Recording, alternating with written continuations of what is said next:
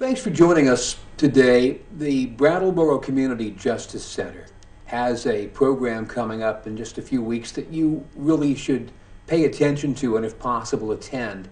Very enlightening for the community.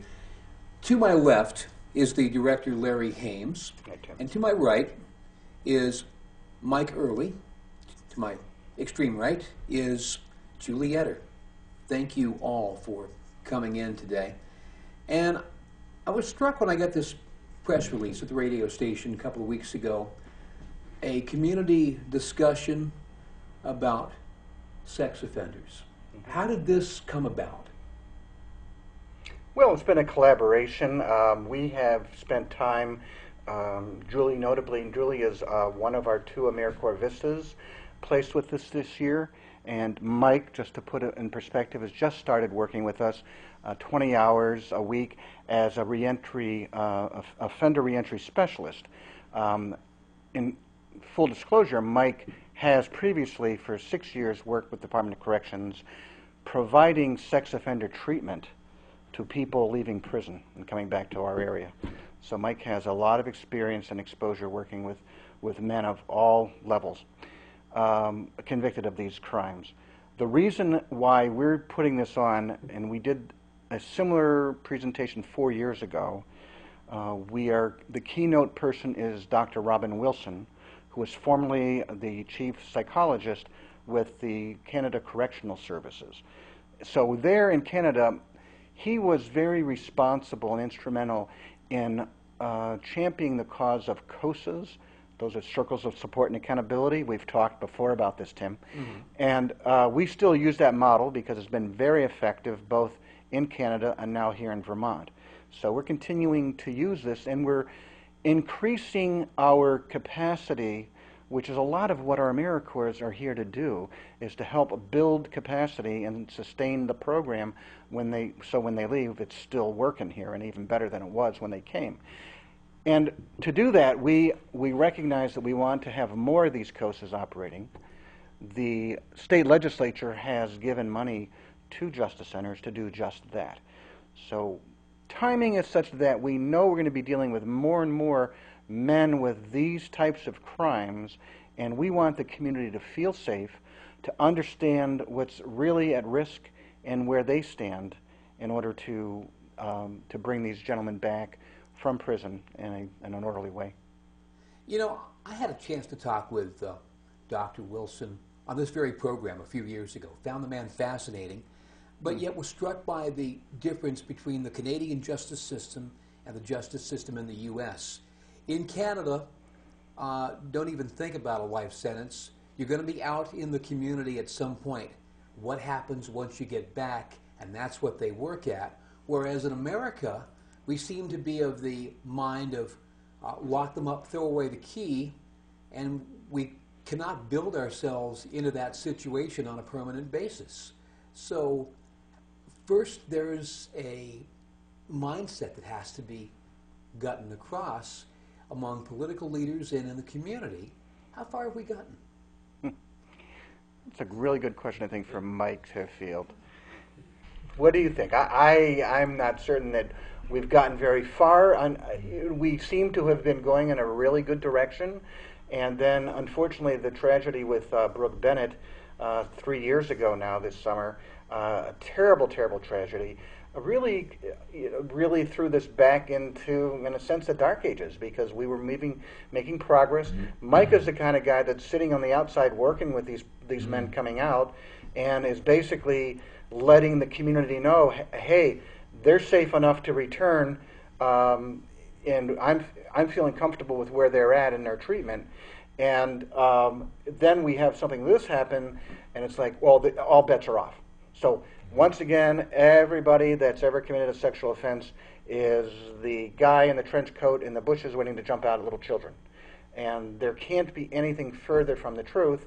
And even though the facts are given to the governor, the legislature, and I think Peter knows this, Peter Shellman knows this well, it's still, it's just one of those deals that, well, don't confuse me with the facts. My mind's made up. I kind of know what I'm thinking here.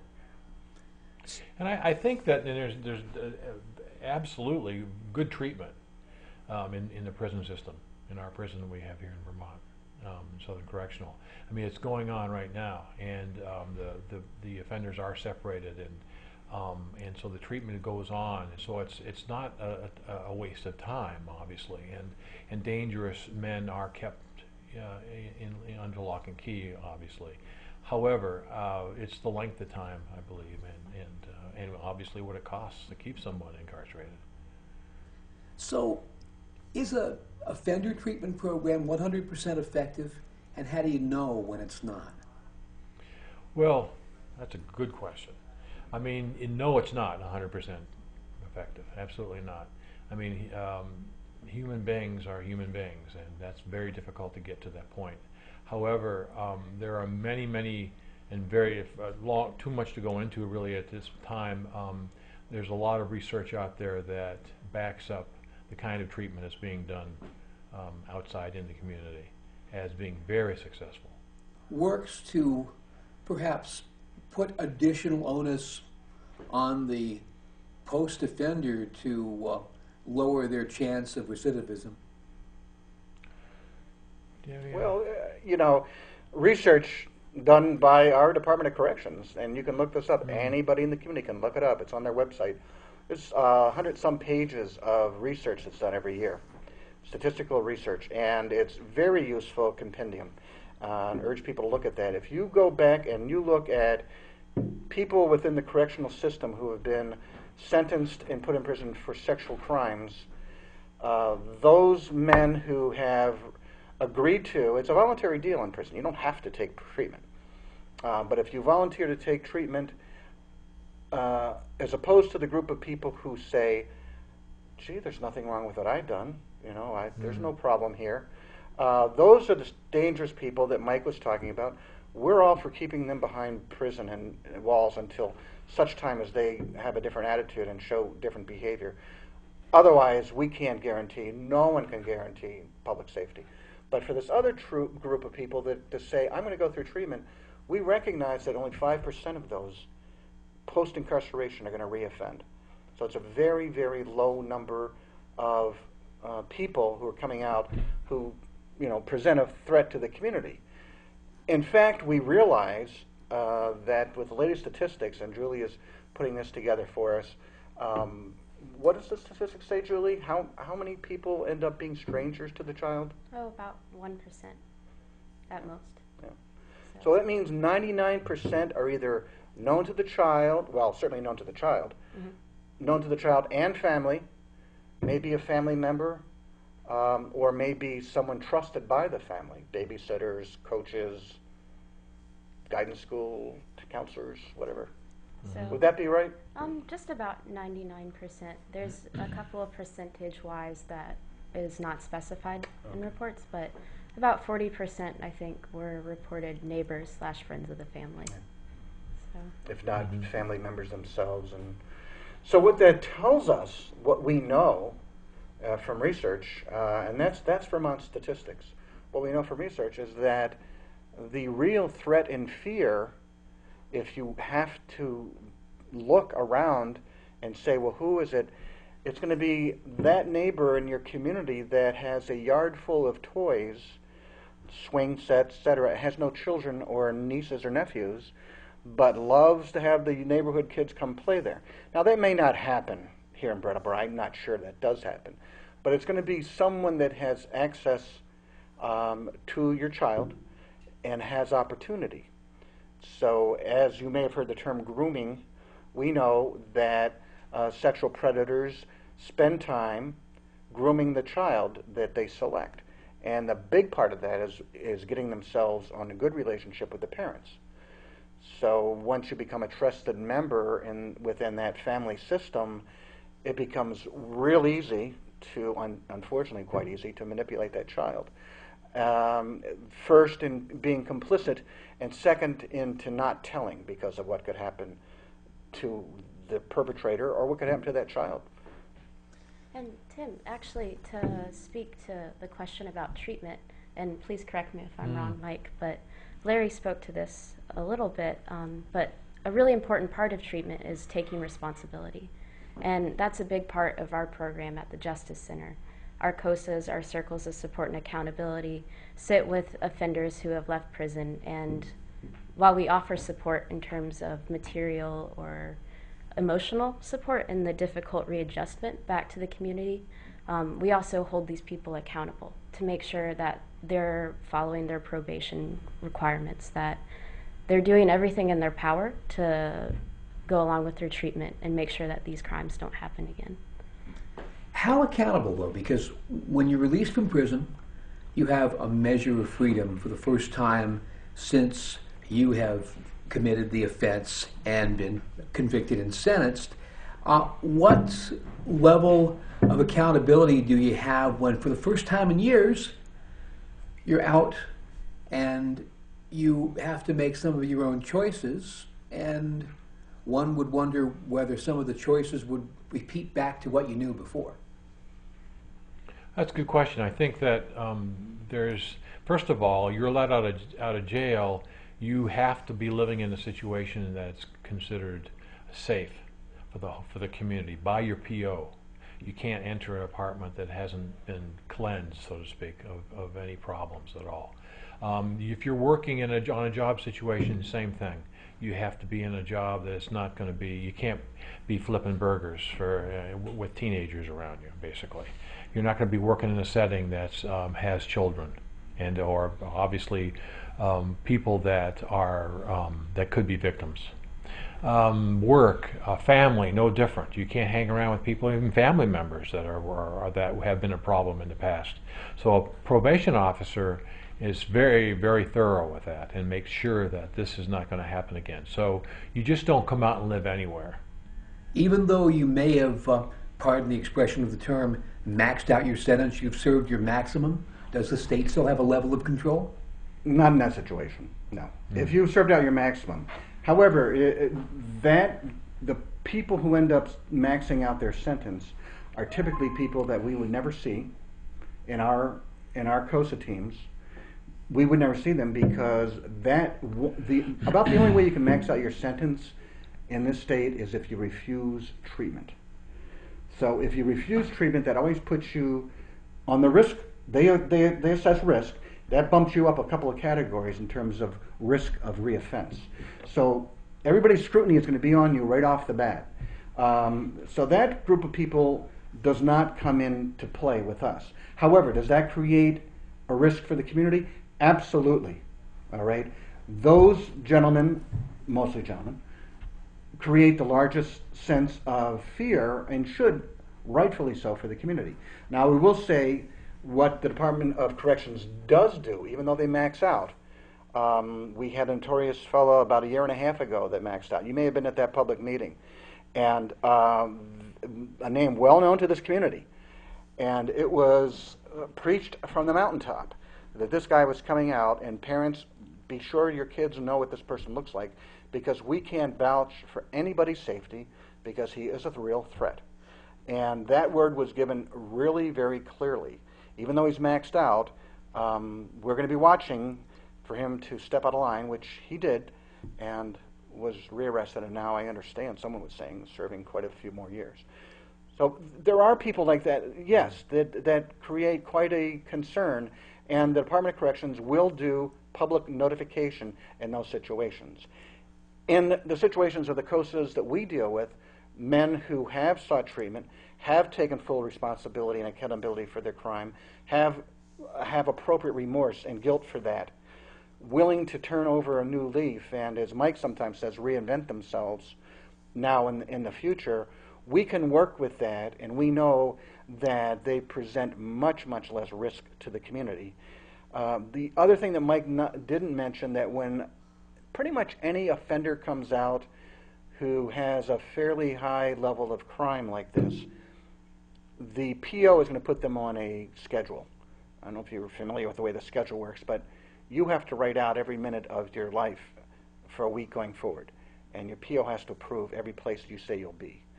So, and there are people that within Department of Corrections kind of drive around and check up on you at the AA meeting you say you'll be to, or check your house at 10 at night to make sure you're home, and they're very good at their job. And if you're deciding to be a little sly about your behavior, you're likely to be caught. But how much does the public know about some of the men who may be in the programs that the Justice Center runs? And should the public know that, say, John Doe living down the street, just released, he's a sex offender, but he's in treatment and he's going through the process? Just what are the community's rights versus the rights of those who've offended? I have my own opinions, but I've been talking a lot. What do you think, Mike?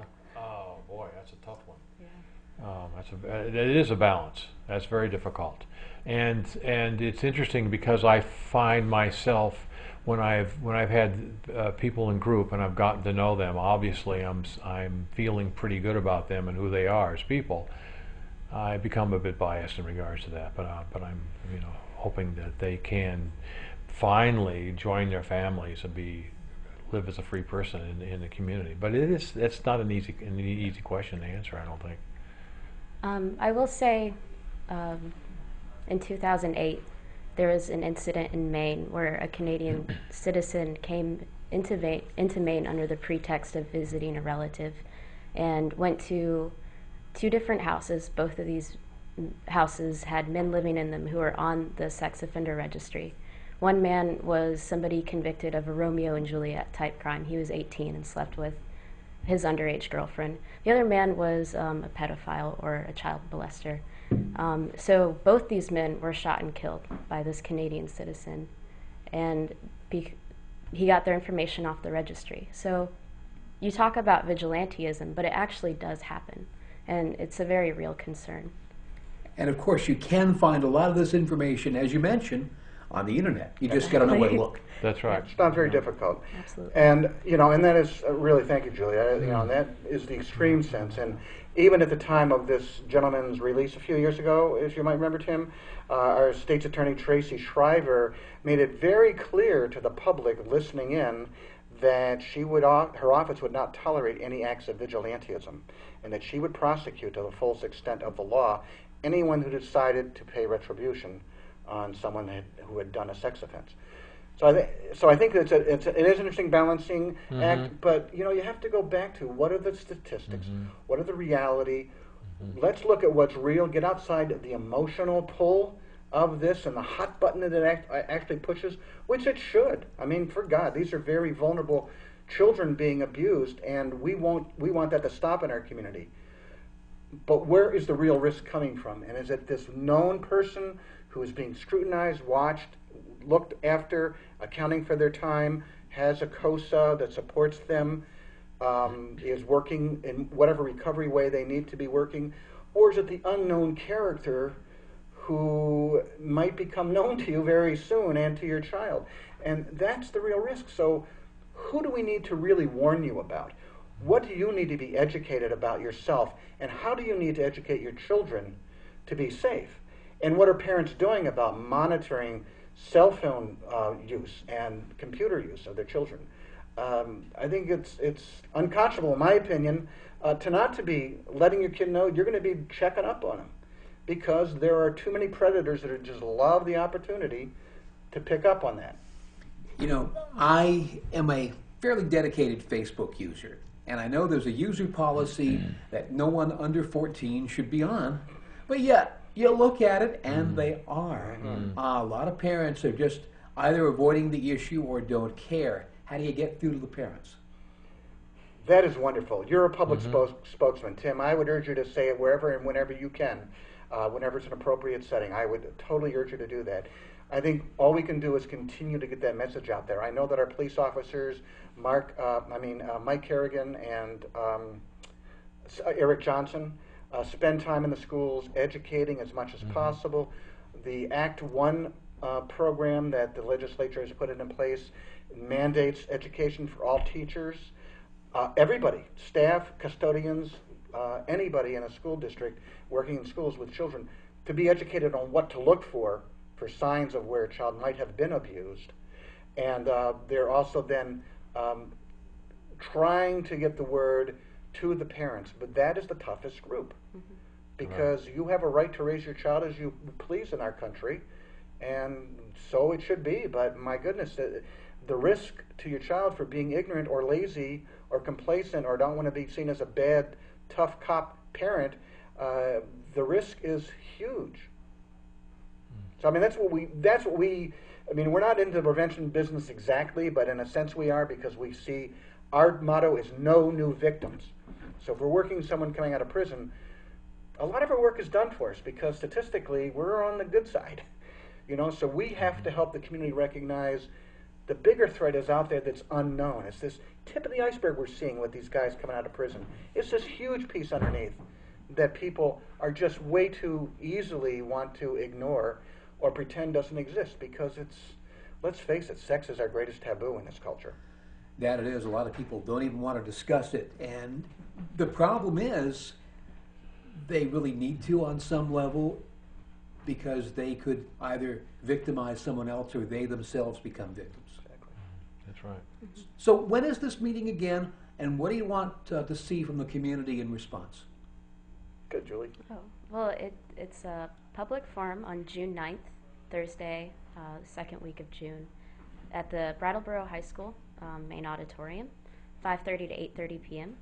And we'll be hosting Dr. Wilson, as said earlier. He'll give a brief keynote address and then join a panel of local community members, which include Phil Damone of Probation Parole, Mike Carrier, investigator with Brattleboro Police Department, Carol Scott, a victim's right advocate, Barbara Hansen, minister of the Unitarian All Souls Church. All Souls Church. Oh, yes. Lost track now. David Gartenstein, our David chief Gartenstein. prosecutor for sex crimes in this county. Yep, and our very own Mike Early, treatment Yes, sir. specialist. So, Yeah. and so what we'd like is for members of the community who have questions, who have concerns, who have doubts, to come and raise those concerns. We want to know what people are thinking, and we want to know that people are feeling safe, whether they're people coming back from prison or people who are hesitant about those people coming into their neighborhoods. We want to know. And a lot of that is happening because in this society, sex offenders, rightly or wrongly, get assigned a 21st century version of the Scarlet Letter. That's right. That's so true. Mhm. So given all of that, thank you for the work that all of you are doing. Please continue with it. And let's all together try to empower the community to neither overreact nor underreact, because those at risk are our most important resource. Well put. Very well put. Thank Mhm. you. Really appreciate the opportunity to speak It's with you been today. wonderful. Thank you, Tim. Thank you. Julie Etter, Mike Early, and Larry Hames. Again, it's June 9th, the event being held at the Brattleboro Union High School Auditorium, sponsored by the Brattleboro Community Justice Center. This is Tim Johnson. The next step is up to you.